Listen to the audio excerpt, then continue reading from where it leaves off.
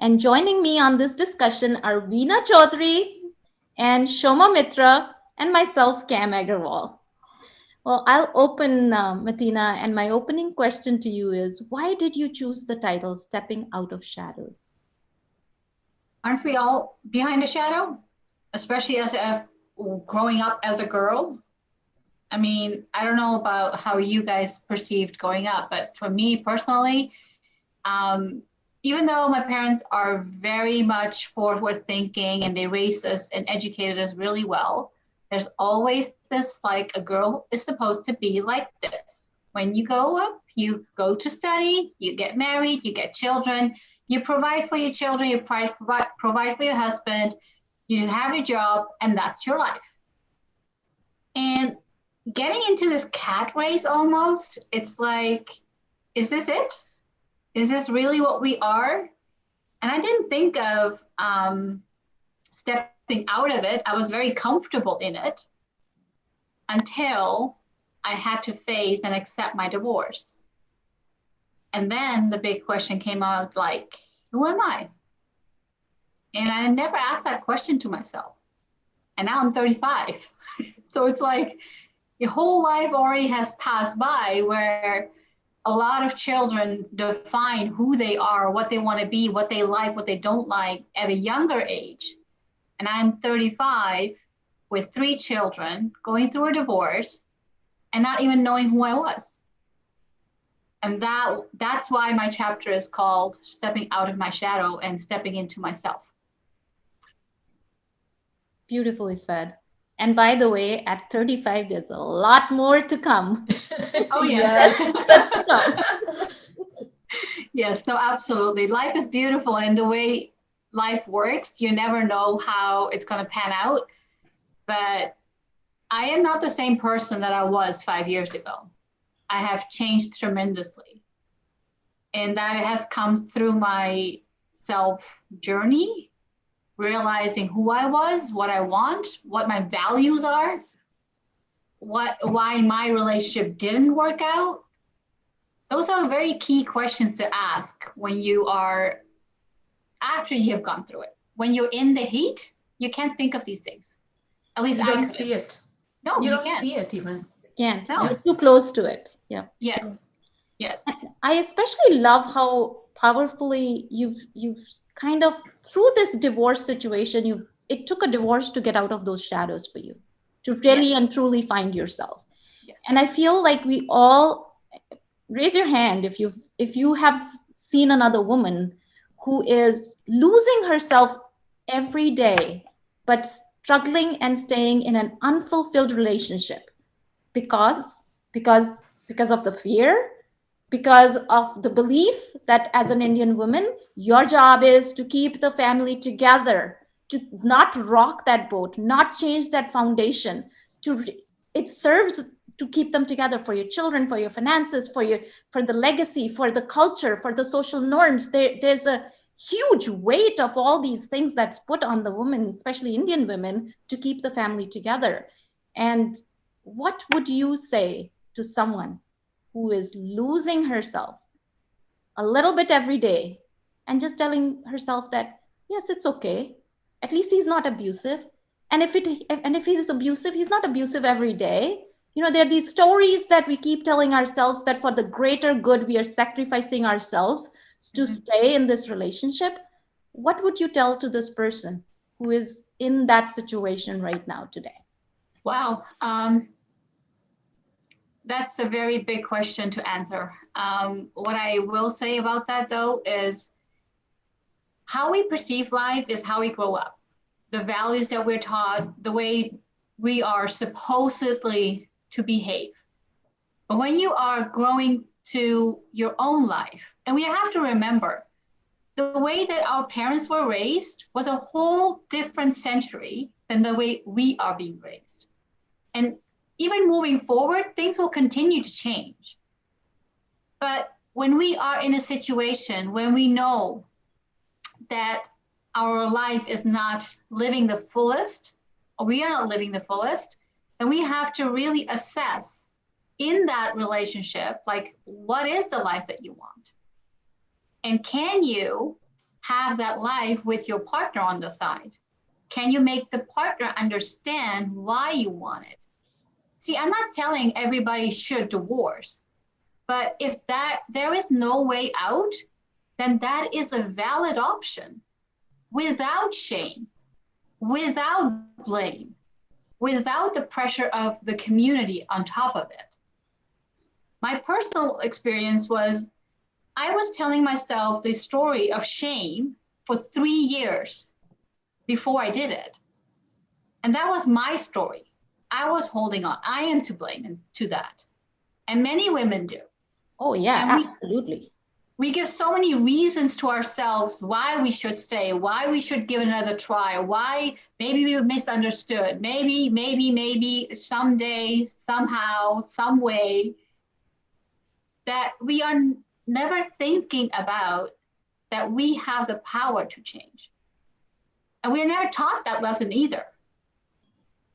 So it has to be the life circumstances, it has to be your upbringing, your education, the way you, your interest even, because had it not been my interest to go into self-development, I would not have been talking to you guys today. That's a given. Had I listened to, like, you should remarry again, I would not have been here. I would have been, again, in another shadow. I chose not to do that. I chose to find my healing from within. And that can also be done while you are in a relationship. And I know that there's a huge gap that we as a couple don't do marriage counseling. As a couple, you don't talk about emotions. As a couple, you don't talk about the life vision and how you can align the life vision of his and hers together. It's always been his first and you come second. Whereas when we are moving forward, and now it's not the time that you can compare with 20 years ago where women were actually not working and the men were the providers. Now women are working. They're the providers as much as men, but on top of that, we have kids to take care of, a household to take care of. We do so many different things. We juggle so many balls that it is almost taken for granted. But if you don't raise your voice, if you don't understand that that's what you're facing, then you can't expect the other person to understand either. So try to figure out if there is a way to connect together again. But when you hit a point where you do know it doesn't work and it's not going to work, then allow yourself to let go of the shame too, because you tried. Yeah. Yes. Because fear and social pressure is no reason to stay together. It's not serving anyone. Yeah. No. But I think the other piece is that, bad behavior is so normalized, right, within our culture. It's just so normalized. So for most of us, we don't really know how it feels to be treated with dignity, respect, kindness.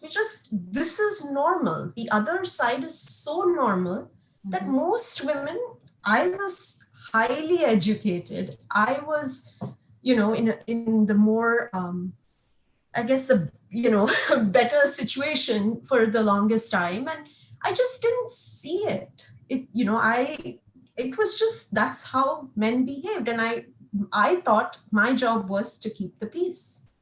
But that's the thing. That's exactly the thing.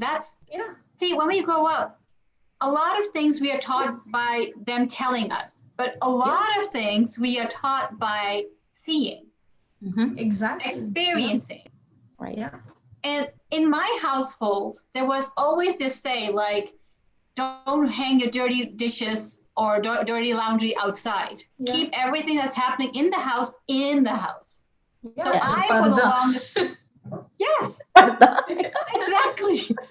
And then I, for the longest time, never told my parents what was really happening in my house. The day that I told my father for the first time was a huge moment for me. Yeah. And he was surprised. He never knew nothing about anything that was going on. Yeah, no, I agree. And I mean, that's the story. Like a couple of years ago, my son came to me and said, I was really harassed doing all the housework and the business and all of this. And I'd just sat down on a couch and I was, sort of taking a moment. And then he suddenly walked past and he said, "What's wrong?" And I said, "Nothing. I'm just, it's okay." And he says, "So you take care of everybody. Who takes care of you?" Yep.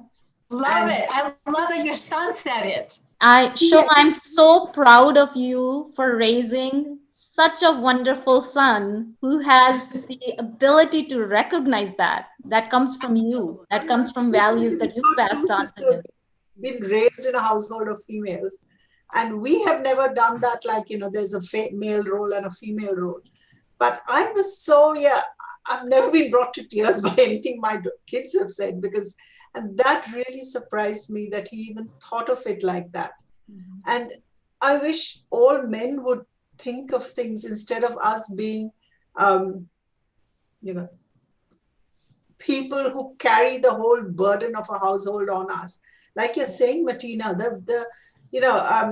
we're looking after our children, we're doing our jobs, we're looking after our husbands, and we always put ourselves last. It's almost like we're embarrassed to put ourselves at the forefront, to go and have a spa day or, go on vacation just by ourselves, because people raise eyebrows, especially in my generation. It's like, what? You want time for yourself? Is that yes.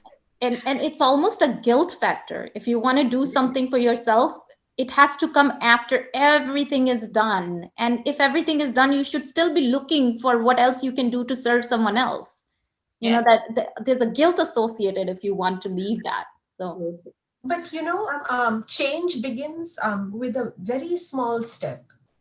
And to all the women listening, all I can say is, as Matina said, it's not the solution for everybody, but the solution that is available to you is to see what can I do in my lane, like in the lane I'm going in.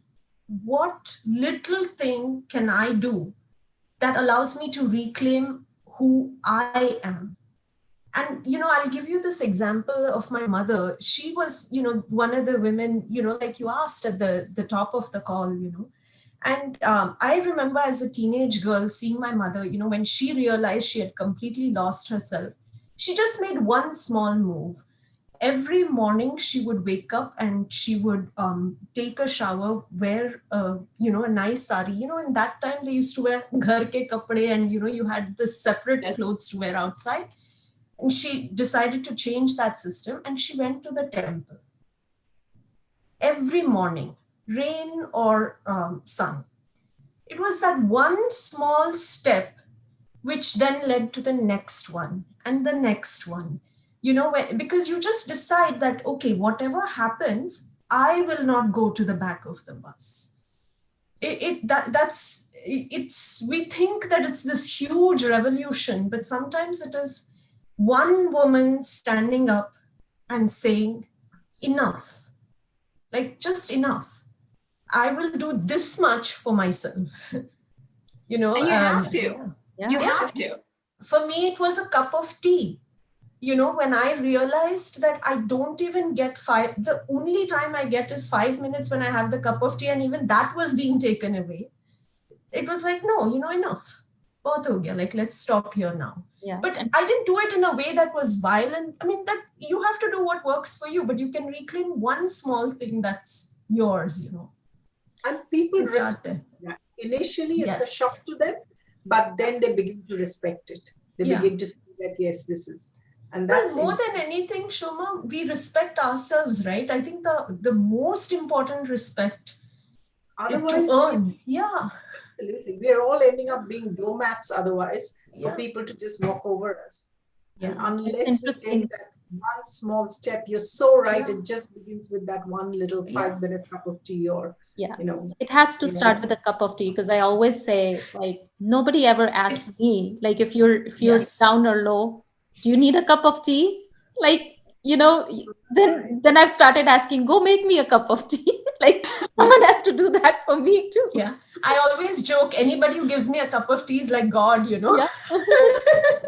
Like when my friends make me a cup of tea, doesn't matter how good or bad it is, I'm like, you're God. Done it for you, right? Someone has thought about you. Yeah, that's Yeah. just. Okay, But Tina, bringing us back to Matina's story. Shoma, do you have any questions for her? yes, I did, Matina. And this is so relevant in the sense that my daughter, my elder daughter, went through a divorce. And unlike a lot of parents, I would say, I actually encouraged it in the sense that she was being gaslighted by her husband. If you know what gaslighting is, that they sort of mess with your head, and they make you think. She's a lawyer. She's a very, very smart lawyer. But at the end of that 9-year relationship, 5 years of which she was married, she had become someone who couldn't even drive properly or couldn't take her own, put up her own laundry. She was so jittery because he had messed with her head and, kept saying that you can't do this, you can't do that, and all that sort of thing. And my question is, it is very hard to move out from a relationship, right? We all know that. What is your message to someone having marital problems? At what stage do they start rethinking the situation, for the better, for the worse? How do they decide what is the right way to move forward? Wow. I think Tony says it best, Tony Robbins, and his way of saying it is like when the pain is more than what you can really come over, that is going to be the tipping point for you to decide if you're going to stay or if you're going to leave. And I do want to highlight one thing though. We all are human beings. It really doesn't matter if we are highly educated or not educated at all. We all have the same emotions. And the way we deal with these emotions can be different, but we all have the same foundation.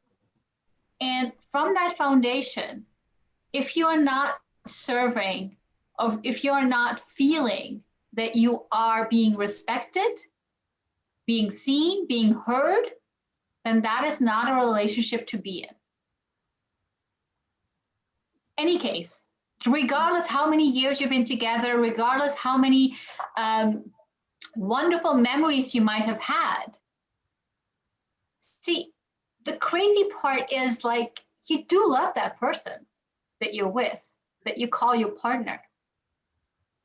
And we sometimes think like once we hit that divorce, that the love will end or that you won't care for this person anymore. Well, that's not going to happen. It changes. Yes, definitely. You don't want to have that romantic partner vibe with that person, but that doesn't mean you mean harm to that person. It doesn't mean that you want that person to suffer either. You just want to end your own suffering to be able to tap into yourself so that you can live again. Now, I don't know what your daughter's situation exactly has been, Shoma, but it's very important for her to realize that it's not required for her to stop loving him. But on the other side of the coin, she has to be very much forgiving to herself to allow things to go the way they went. I mean, I know for myself, my personal situation, I was blaming myself from here till I don't even know where, because that's what we've been taught. But even if you're not taught that, subconsciously you're like, but I love this, I mean this way. I must have think this thought is wrong. I must have missed something. And you don't want to blame that person. But even if you do blame that person and that person comes back with a gaslighting situation, then that messes up your head in an even larger way. And I'm not a counselor or a therapist. They would be able to judge on that part. But what I can judge and talk about is like the pure emotion that we have as women to want to belong, to want to be seen, to want to be heard. That is regardless in any relationship that you want that. Absolutely. But another relationship is easier to give up on than your partner. Yeah, yeah. So I don't know if I answered your question, but it's just every person has their own journey. Every person will have their own experience. But if you lose yourself, that is the biggest loss you can have. Yeah, and at what, and you know, like you said, there is a tipping point. So women have to realize to what point are they going to stretch themselves. In our generation, we stretched ourselves to kingdom come, and we died and, you know, were cremated, but we were still the doormats, and, you know, that did everything for the male in the household or for everybody else, not, you know, irrespective whether they were male or female, but we just rolled ourselves out like carpets and expected everyone to walk over us, and we were happy doing that, and we thought, you know, we were Sati Savitris of, and that's not right. And that's one of the reasons, like, you know, I taught my children to stand up for themselves and not accept abuse. The first time abuse happens, whether it's a word, whether it's someone raises their hands, or whether it's a mental abuse, say stop right there, right the first time it happens, because as soon as you let it go on, you're giving them permission to go further and further. And that was my question, is when do you say stop? Right at the beginning? When you see the first instance of something happening? Because it's hard. It's, you know, sometimes things are nebulous. You know, they're very soft, the changes that keep happening. So when does a young woman going through sometimes, this, Shoma, you don't even understand what is happening. It takes a yeah, while to even understand what's really happening, and is it gaslighting, or is it abuse, or is it, you know, you're too absolutely. young and naive in that time.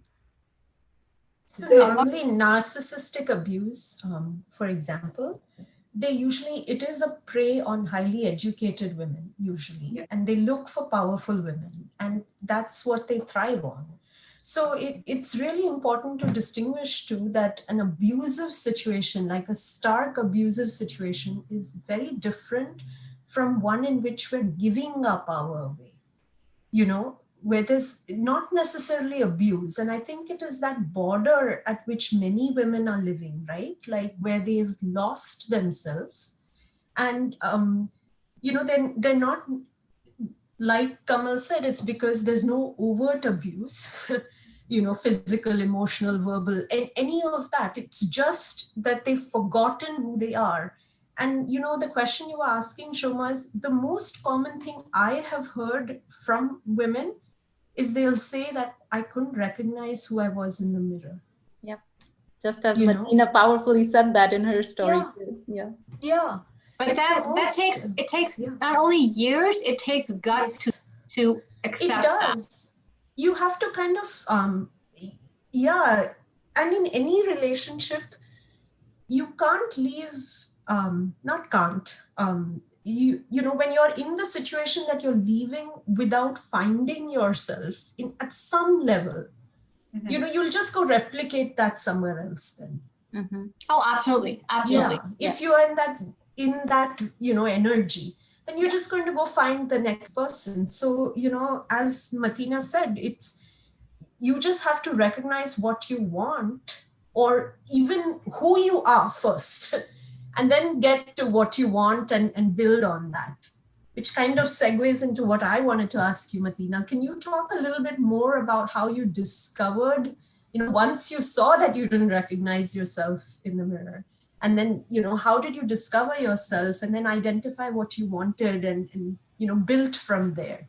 Because obviously over so many years, you know, it feels like a very daunting journey. It is. And for me, after I made that decision to leave, it was a whole new world. And a whole year had gone by because I was making sure that the legal things were taken care of. I was making sure that the financials were taken care of. I was making sure the kids were taken care of. So there was so much fog happening that I didn't take care of me. And at the end of that roller coaster, I was completely and emotionally drained. Depleted is the word I used. I can understand. And you don't have that extra energy to give to your children anymore. Right. Yeah. And I came to that point almost a year in there thinking like, what am I doing? Why am I so consumed with everything that needs to be in place, but not myself? And how am I going to give myself that grace, that time that will allow me to get to who I am? But I have to say, though, I didn't call it what I'm saying right now. I didn't call it finding myself. Yeah. I didn't call it that at all. I just knew that I needed time for me after the kids were in bed, not to do anything and to feel and to cry. And it's okay to do that.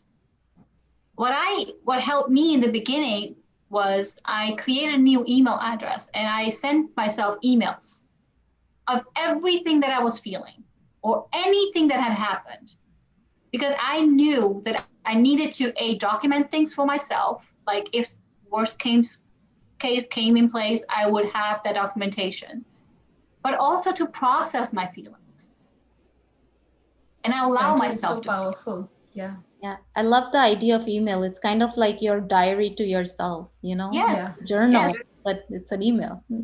And the beauty of an email is it has a date on it, and you send it to yourself at a certain time. So even if a lawyer needs to use that, they can now. Yep. But you can't give them a handwritten diary because the date can be wrong on it. Right. You could have changed things, but an email it's not, because that is what it is right there. So it is a way to process things in a way. And I got this tip from a dear friend of mine, so I really took that on and I did that.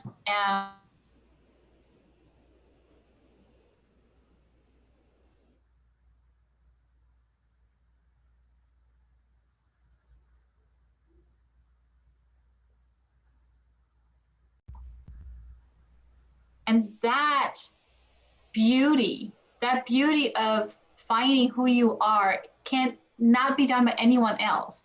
And I do want to answer your question, Shoma, if you should stop abuse at the first hand or later on.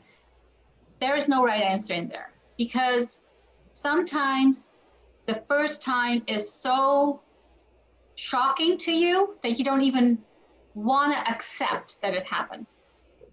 You don't want to accept that it happened to you. You don't want to accept that it happened, or you think that you must have misunderstood.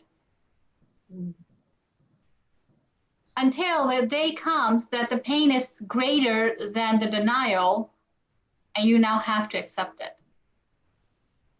My tipping point came to a point when my friend sat me down and said to me, "What will happen to your children if anything happens to you?" That question broke everything down for me. It was like, I have no answer for you. And there's no way that my kids are going to go in anyone else's care other than mine. So I needed to accept what needed to happen. I needed to make that change. But also, before we stop this video, I do want to say the decision doesn't come easy. This was my third time trying. And sometimes it takes even 5 or 6 times. And you have to allow for yourself to forgive yourself. Because it doesn't matter if you had done it the first time, the second time, or the third time, you did it at the point when it was right for you. And God was with me. I truly feel God was with me, because everything around me that I thought I didn't have in place, everything magically just appeared. And thank God that my family thought the same way as you're thinking, Shoma, because they have supported me from day one, where I was so afraid that they wouldn't. Blessing. So powerful. Yeah. Matina, thank you so much for sharing your story. And we're so proud of you for coming out of the shadows. Not only coming out of the shadows, but being an inspiration for other women that are struggling with this issue and are living the life in the shadows right now. What words of inspiration would you have for those women that are listening to you right now? Listen to yourself. There's no one around you that can tell you what to do, when to do it, how to do it, other than you. Listen to yourself. Thank you so much, Matina, for being here today. And we look forward to Wings of the Woman releasing in December 2020. Showcasing today was Matina Singh's story, Coming Out of the Shadows. Thank you all. Thank you.